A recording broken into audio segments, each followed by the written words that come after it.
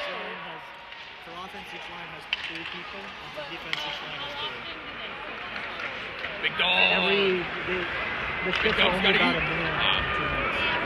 So you get on the ice, you skate your ass off for 2 minutes, and then you get off, and the next line goes, and you get a short break of like 1 line before you go. What are you doing? So it's usually either when the coach is called, or when the coach is called from the bench to the players come in. And then, but you can also get off the bench to the bench.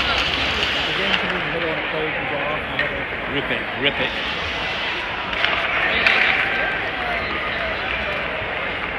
Like, it's about what's happening. Like, for example, if they throw the puck to the Bruins